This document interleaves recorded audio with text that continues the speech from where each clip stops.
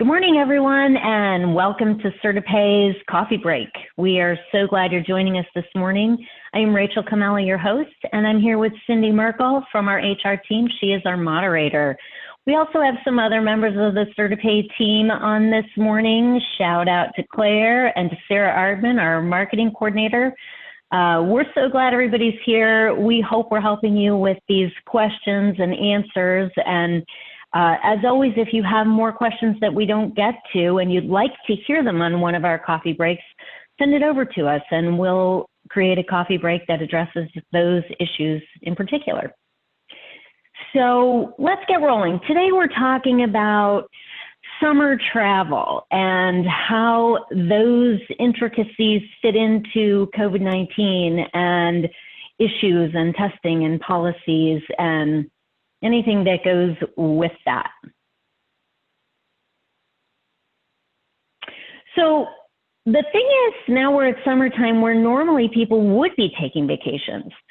Only this year is a little bit different. So people may have changed their summer plans, or people may be thinking now, okay, we're relaxing our guidelines a little bit. I think I'm going to go ahead and visit my family member in another state, or I'm going to go take a little bit of a summer getaway and see how that goes. So the CDC makes recommendations. The CDC doesn't issue mandatory guidance. That comes from the government agencies. So your state, local, federal, all of these government bodies issue the mandatory guidelines or the orders that we're following during this time period. What the CDC does is make recommendations based on health and safety. So the CDC is actually saying, you know, please guys, maybe stay home this summer, don't travel all over the place. And so then our government bodies take that information and make decisions based on that, especially on a state-by-state basis, because things are different in each state. So that's kind of the overview of that. And the CDC also says, okay, if you do travel, just practice social distance and cleanliness, washing your hands, using protective gear and equipment, masks, and whatnot. So if you are traveling, practice social distance, use safe hygiene practices. And they also specifically say, understand what your state's guidelines are and follow those. And that's kind of the overview that will keep you safe as a business owner and a business leader. So, and we know that our employers have the best intentions. And some people are saying, okay, what if I just make a mandatory policy? If you travel, then you have a mandatory quarantine. Well, the first answer is you are allowed to do that. But the longer answer is be careful about doing that, because this will be something that, first of all, it's going to probably change. And so you don't want to spend time making this whole elaborate policy when you know it's probably not going to last that long and you'll have to change it anyway. And in addition, this kind of policy will be really hard for you to administer, because you may or may not know if somebody travels beyond state lines. You may or may not know if somebody went away for the weekend and came back, or if somebody tells you they're going on vacation, they may not tell you where they're going. So you have a whole group of people who may not give you all of the information. And then, can you follow this policy yourself? What are you doing this summer? Are you going to be traveling? Can you make a policy like this and then follow it yourself and then track all of these people? It's almost giving yourself more of a headache than it's worth. But having said that, you are allowed. You could say that if you travel, then you have to quarantine for 14 days when you come back. But knowing, what it's going to take to follow that, let's say you still want to do it anyway, be consistent. If you make that policy, it applies to every single person, including you. And then the other piece of that is make sure everybody is aware of it and understands all of the components to your policy before they go anywhere. Don't make this policy and not really tell anybody and then have them come back from vacation and you say, oh, but. So be upfront, be clear, inform everybody, be consistent, or really think about if it even works for you. So maybe instead, you can create policies that are an alternative to that. So not necessarily a full quarantine, but take a look at your state guidelines. Your state will give you some guidance on what you need to do. And so maybe you're not carving out a set policy, but what you're saying to the employees is, hey guys, we're in changing times, and each day we may take a different approach to travel and vacations and going to visiting different states. So as long as everybody's aware, you're up on it, you're following it, you know there are some different things happening, and then take the stance of, we're going to be very careful about social distancing, we're going to be very careful about protective gear, and we're going to be very careful about understanding the hotspots. You know, the virus hotspots are different every morning when you wake up. So be aware of what your state's guidelines are and what your state policies are with regard to the current situation. And being consistent will be very important. And so I talk about your state's guidelines because under the FFCRA, the paid leave is very clear. The FFCRA is for an individual employee. So in the beginning, when this started, people said, well, our business was ordered to close by a state mandate. That's not the same. So if an entire business is ordered to close, that doesn't fall under paid leave. However, this does. So if a state says they are mandating that anyone who travels to New York, New Jersey, Louisiana has to self-quarantine for 14 days upon return. Now, this is line number 1 under the FFCRA. An individual employee who traveled beyond state lines to one of the states where they're issuing a mandatory quarantine now is subject to federal, state, local quarantine or isolation. This is line number 1. So that individual will qualify for full pay up to 80 hours if they haven't already used it, and at that 511 cap. So something to think about. Let's say I've got an employee who goes to New Orleans for the weekend, and then when they return, Florida says anyone who travels to Louisiana must self-quarantine for 14 days. That individual employee now qualifies for paid leave under FFCRA. So now you have to take a look at, has this employee used any previous leave? If yes, then you don't have to pay them for the leave, but they do need to quarantine. So they cannot come into your facility. So you want to think about some different plans. Can they work from home? Go through the steps that we've talked about before. Can you still have this employee do work while they are self-quarantining? Do they have time available? All these questions are things that you want to think about if you have this situation come up. Now let's say the same example.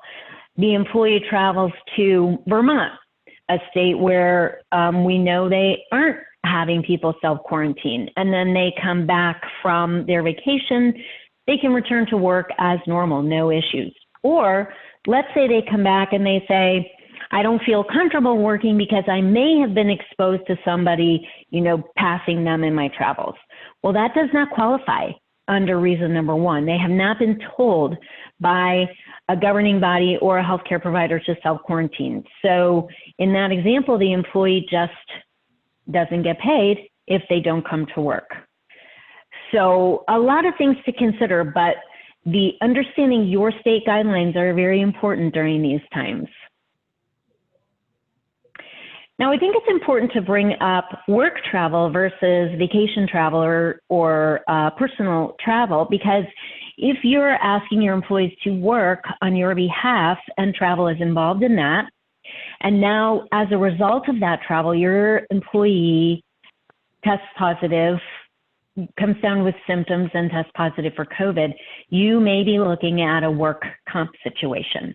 So another thing to think about, when you have employees who travel as part of their job description and part of the work they do, you want to have policies that protect your employees during that travel. Or perhaps they don't travel just yet, or you look at the locations of where they would be traveling to and from. So pay attention to that right now if you have employees who work and cross state lines during this time frame. So just to kind of wrap it up, keep in mind that FFCRA, that paid leave, is still in place. It's in place all year. And now we might get a situation where people have used all of their leave available and may have an issue where they have to self-quarantine according to state guidelines. So that'll be something you want to think about. Or you may have used some of the leave and you have to figure out how much is available to them. And that is in place all year. Those are average hours worked is what falls under that coverage, and average pay. So the amount you pay them is based on a 6-month look back of the wages earned, including tips, commissions, all of those pieces. And also, if somebody works for you 30 hours a week, then their max would be 60 hours, 30 in each week for a total of 60. Now, the other thing is if you have employees who have used that first 80 hours of leave as a result of childcare situations, so the schools were closed, they had to use those 80 hours of partial pay while they were caring for a child whose school was closed or daycare provider was closed or childcare provider was not available, those people would not have time available. So if they then traveled during summer vacation and came back and were subject to that 14-day quarantine by state guidance, then they would not be eligible for paid leave if they already used those 80 hours for childcare. So there are a lot of layers you want to think about. Work travel can cross over to the work comp issue. So think about that and have some safety guidelines in place to protect your employees. And be consistent. Not only consistent, but flexible. These guidelines are changing all the time. This information is as of today, and it's probably going to change again tomorrow, the next day, and the day after that. So be consistent, but be flexible. Our only constant right now is that we are constantly changing. So keep that in mind and be ready to change again. It's okay. And we will be here to support you in that and help you with the decisions of getting through it. So short and sweet, I'd like to open it up to some questions now. I do not have any in the chat box, so I don't know, Rachel, if you want to open it up via the microphone or if you would just prefer them to put them in the box and let me read them. I do see one in there. Employee travels to New York. With that, upon return, they do not want to quarantine, although it is required. Are we to restrict them? You know, it's kind of a good question. They don't want to quarantine, but it's not a question of do you want to or not. That's a state mandate. You know, if they're coming from one of the places where the state of Florida says, if you travel to this state, you must quarantine for 14 days, it's not up to them to say, no, thanks, I don't want to. So, yes, they have to self-quarantine. So what you can do is figure out a way to keep them working. If they can work from home, that's fine. But that person would not be permitted to come into the building for 14 days. They would need to quarantine. And then I see the question about Canada and Puerto Rico. I think Puerto Rico is on the self-quarantine list, but again, depends on where you are. You want to check your state guidelines on that and see what you would need to do to follow your own state's guidelines. It will be different per state, depending on where you are. The international travel requirements are the same thing. So mostly right now it's other countries have a quarantine from us, but you know, check the guidelines and see if there are limitations for international travel. I know Jamaica, Brazil, there are some places where we definitely have a 14-day quarantine upon return in place. So we want to check on that. Here's a question from Angela. If out of season, an employee is scheduled 32 hours a week, does the 6-month look back apply? Yes, so you would take a 6-month snapshot and get an average of the amount of hours during that whole time frame. Got another big question in here. Cindy, can you see that one? How would you handle this? We're in California. We have 5 to 6 employees that would be working daily in a facility. All of the other employees are remote. Now the remote employees are starting to go to different states for vacation. Not a current hotspot, but when they return, they will start coming to the facility. Okay, how do we handle protecting those that have already been working daily in the facility, not knowing the employees who have been around the whole time? Okay, so it's a good question. And same thing, either when those remote employees return, if they've come from a state where California mandates a 14-day quarantine, then have them continue working from home, have them continue working remotely through that 14-day window. And then once you bring them into the facility to return to the facility for work, just practice your normal safe practices and social distancing as you are in the facility. So just get them through that 14-day window. If they haven't traveled to a state where you've got a mandate there, then they should be okay to return to your facility. And what are your practices about safety and social distance in your building? That's what you want to take a look at. Okay, I can see the rest of the questions now, Rachel. The next question is, what if they're a new employee with and only being employed a month or so? How does the look back apply to them?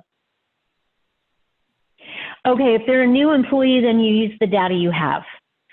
So keep in mind with, you use the data you have based on the number of hours that they're supposed to work. And with the FFCRA, that first 80 hours of paid leave, it doesn't matter how long they've been employed. So a brand new employee could be eligible for those 80 hours of pay. Somebody who maybe only worked for you for 1 week, then they went out of state on the weekend, and then went to a state that is subject to a 14-day quarantine upon return, they would be eligible for that regular pay that you've been giving them for the regular amount of hours per week. So that's a good question. Now, the additional, I'll just throw this out there, it's not really pertaining to travel, but the additional 10 weeks of child care under FFCRA, you have to be employed for at least 30 days before that kicks in. I have no here's the one about, I don't know, it's funny that we're getting different questions. I think they're coming privately, that's why. Oh, okay. If an employee uses partial pay for childcare and is paid 2/3 of his pay, then ordered to quarantine for the virus himself, is he entitled to the third pay not used for childcare and the balance of the full 80 hours? Okay, this is a great question. It's super intricate and has applied to a lot of people. So the number of hours is fixed. Let's say I have an employee who was immediately impacted by the child care situation, and they used all 80 hours. We paid that employee 2/3 pay for the entire 80-hour window, and then the employee returned to work, figured out child care plans, whatnot, and then came down with the virus. So now affecting themselves, they have already used that 80-hour window. There is no pay available. They do not get the 1/3 difference. The hours have been spent on something already under that guideline. So once the hours are spent, there are no more. It doesn't matter how they got paid, at 2/3 pay or full pay, the hours have been spent. Now, let me throw in a different example. Let's say you have an employee who is out because of the child care, and they would normally be entitled to the full 80 hours of pay. And after the first week, come down with the virus and test positive. Now it applies to themselves. So for the remaining 40 hours, you switch from 2/3 pay to full pay. That's a case where you would just switch your pay category, but you don't increase your number of hours. The hours are fixed. Okay, then I can. You see that it will be an average for the past 24 weeks for the day the employee was sent home. It'll be an average. Right. Exactly. So you take that look back period of 6 months from the date of the request. I think we're back on track, so let me know when you're ready. Okay, I see the one from 1148. What if it's a new employee? Okay, we answered that. Good. Okay, do you want to jump in 1151? I think we're getting there. No problem. Yeah, we're back on track. An example, an employee can go on vacation to a state they know is not allowed. They go anyway. We have to pay them for their vacation, their PTO time, and then 2 weeks of quarantine. Does the FFCRA apply here, even if we're an essential business? Yeah, so the travel, it's true. They can go on vacation, and it's not that a state is not allowed. It's just that there are precautions when you go to a state and then return. And so it doesn't matter if it's a work trip or a non-work trip or, purely social, visiting. It doesn't matter why they're going to the state. When they return, they are subject to that self-quarantine. And so, yes, FFCRA would apply. That would mean that person went on vacation. Let's say they were out for a week. They had paid time off based on your company's vacation policy, and they used that for the week. And then when they returned, because they went to a state where your state says this, if you travel to this state, you're subject to quarantine upon return. So now they come back and they need to self-quarantine for 14 days. If they have not already used their 80-hour allotment of FFCRA, then that is what applies. And you would pay them under that FFCRA leave policy, and then you would get the credit for that on your payroll taxes on your quarterly 941. So because that's part of the FFCRA program. Okay, next question. If an employee calls out sick and says they think they have COVID, they don't go for a test for a week, and then they test negative, do they get any COVID pay? Well, so a couple of things here. If somebody has symptoms and they are seeking medical attention, then that qualifies. So yes, they would get paid under the FFCRA. And having a negative test result is actually a good thing, because what that means is you can get them back sooner.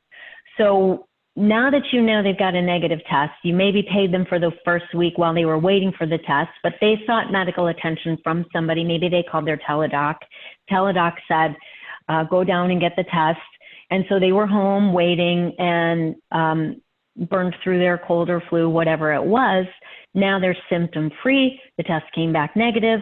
They can come back to work. So communication is an important piece here. You want to talk to the employee, see what's going on. And when the FFCRA applies, when that paid leave applies, you want to remember that you do get to claim that credit against your payroll taxes. So you will get that money back when you subtract it from your 941.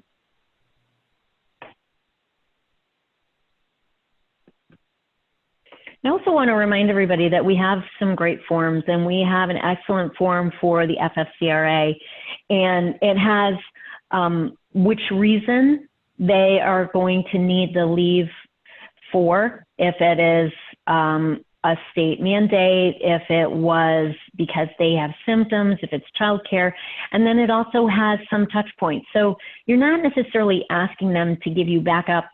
You're not sending them to go get you proof or anything, but you are asking them questions. What doctor did you speak with? What was the date? What did they tell you? Where did you travel to? What were the dates of your travel? So you're going to have that information listed on the form. And then most importantly, the employee is going to acknowledge that the information they're providing is true. So when they sign that form, and again, if they're out on quarantine, you don't want to have them come in to sign your form. We have a fillable form you send electronically, and they can sign it electronically, and then you keep that for your backup. But getting that acknowledgement that the employee is being truthful is important as well. As a follow-up to that, the question is, but can they only use 40 hours and then use the second 40 if they come down positive later? Yes, so it's a total. Originally, it was supposed to be used consecutively, but then we had situations like this where maybe somebody had symptoms and then they test negative, and so they're coming back to work, but then 2 months later, they have symptoms again. Now they're out again. They're going to be tested and they're positive. So you can use the remainder of what you haven't used. And same thing in that 80-hour window. Let's say I've got an employee who is out sick and tests positive, but really only ended up using a 40-hour window, then return to work, symptom-free, but now later they have a childcare issue as a result of COVID-19. Now they've got 40 hours remaining in that 80-hour bunch to apply towards childcare at 2/3 pay. So you can kind of mix it up a little bit when you need to, but the idea behind those 80 hours for sick pay is that you're using it consecutively, but there are cases where it can be broken up. Okay, the next question, they're asking if we could do a webinar with the types of forms we've created, maybe present some examples. We did do that last week. I'd be more than happy when I get the email list at the end of the day to send the situational one that we did last week in addition to this presentation, as well as the forms that we've created internally. So to answer your question, yes, I can make sure you have that. Absolutely, and we'll send you any forms you guys need. I wanted to go back. I see Stephanie asked about the CDC recommends quarantining after travel. So I just wanted to go back to that. The CDC makes recommendations. The states mandate. There's a difference. Just because the CDC says these are our recommendations that we suggest you do and follow, that does not automatically qualify for paid leave under FFCRA. You want to pay attention to specific state guidelines and guidance that comes from state, local, and federal government bodies. So if somebody travels to a state where your state says, if you went to this state, you must self-quarantine for 14 days, that's when it applies. And no, a negative test does not get you out of that 14-day window in that case. You would have to go through the full 14-day quarantine before that individual could return to work. Now, let's say the CDC recommends quarantining after travel, regardless of where you go. Those just don't automatically qualify for FFCRA. So you're not held to maintaining a quarantine. So if somebody goes to a state where they aren't, it isn't a mandatory quarantine, and they have no symptoms, then there's no reason they shouldn't return to work under that example. And also a follow-up to the forms, I saw Claire's comment. We are working on having them translated to Spanish, so there's no miscommunication as far as what we're asking the folks from their health perspective and how they're feeling and things of that nature. Okay, I'm going to move on to the next question. It says, if the CDC recommends quarantining after travel, can an employee instead take a test and provide a negative result to return early? That's a great question. That's the one I just covered. Oh, I wasn't paying attention. I'm sorry. I was typing. All right, moving on. If an employee is feeling symptoms and sent home to do the test and he works with a group of employees, do I need to send them all home to quarantine, even if they are not feeling any symptoms? So another great question. And, there's a lot of information out there. The CDC says send everybody home, quarantine, do that. But that's the CDC's recommendation. It doesn't mean that's exactly what you have to do. What you want to do is break it down. How close did the individuals work with each other? How long was the potential exposure? And just because somebody has symptoms and is sent home doesn't mean they're positive. So what I would say is you have to really break down these examples. Somebody has symptoms, obviously they need to go home, maybe seek some medical attention, get a test of their own, and give you some feedback, give you some information about that. Look at your safe practices and your social distancing. Does everybody have protective gear and equipment? So if you had people in a group working together, spread out outside or in a facility where they have social distance, but everybody's wearing protective equipment, then you should continue those practices and pay attention. If anybody has symptoms, ask them to communicate with that with you. And we also have a questionnaire that is great. At the start of each individual's shift, you might have a series of questions. Ask the questions. Have you been running a fever? Do you have any symptoms? Have you had a cough? Do you have a sore throat? Do you have any of the symptoms that could potentially mean COVID-19? And in those cases, those individuals should stay home. So communication and information is important to help you get through that. And those scenarios are going to be a little bit different. This next one is more of a suggestion. I'm going to read it anyway. For the next coffee break, maybe discuss handling employees who were furloughed, now refusing to return to work, have employer benefits, how to separate them, when to separate them, and how to handle all the paperwork.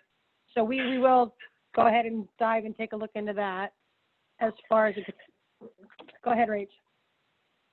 Yeah, okay. Yeah, I was just looking at that question too. Okay. And then I see one from Laura. Is there a specific allocation in payroll for FFCRA credit, or is there a separate form? So this is actually two questions there. In payroll, you have codes for FFCRA, and it's C19 P for partial pay and C19 FP for full pay. So when you have employees out for those specific reasons, the hours should be coded with those codes. And then when we prepare your 941, or when you're preparing your 941, you can pull reports that show which hours are applied to those codes.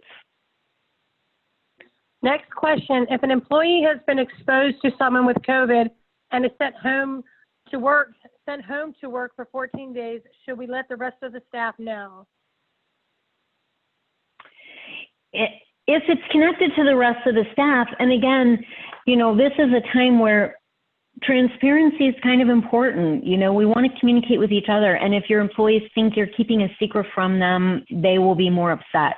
So I think if it's connected to the other employees and has anything to do with them, if they were in proximity with that close and continuous proximity with that individual, then it would be worth a conversation. And in addition, I think it makes sense to also say the timeline. If somebody hadn't been in the office for a number of days and really didn't have symptoms or whatnot, and then, it depends on the timeline. So you don't want everyone to panic. You don't want to say, Jane Doe is positive and, everybody has to go home now. So look at each situation and break it down carefully.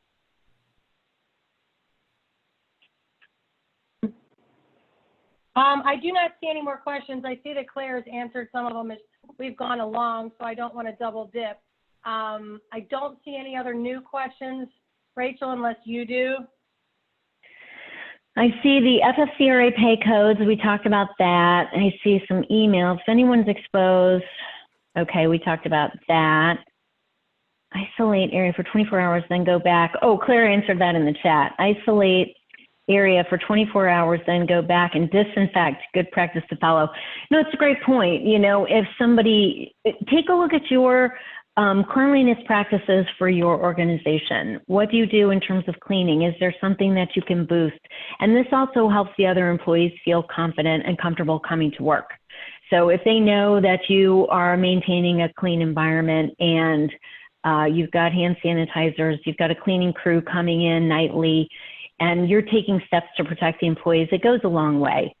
So whenever there's a possible exposure, if you go in and clean the area, that will make a difference.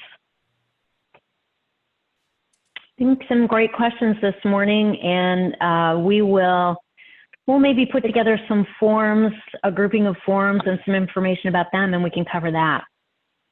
Well, what I'm going to do, I know we went over the situations last week. There were a few folks that did not get the forms off of last week.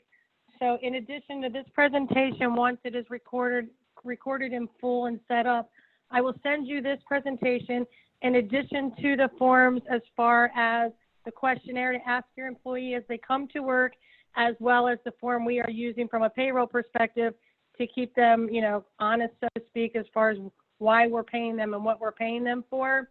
If everybody wants to go ahead and start dropping their email address into the chat box, I will capture all of those. Thank you. All right, guys, thank you so much for joining us. We look forward to seeing you. Whoops. We look forward to seeing you at all of our coffee breaks on Thursday mornings at 11:30. And please reach out to us. Know that CertaPay appreciates and values your business, and we are here for you. And let us know if we can help you with anything. Have a great day, everybody.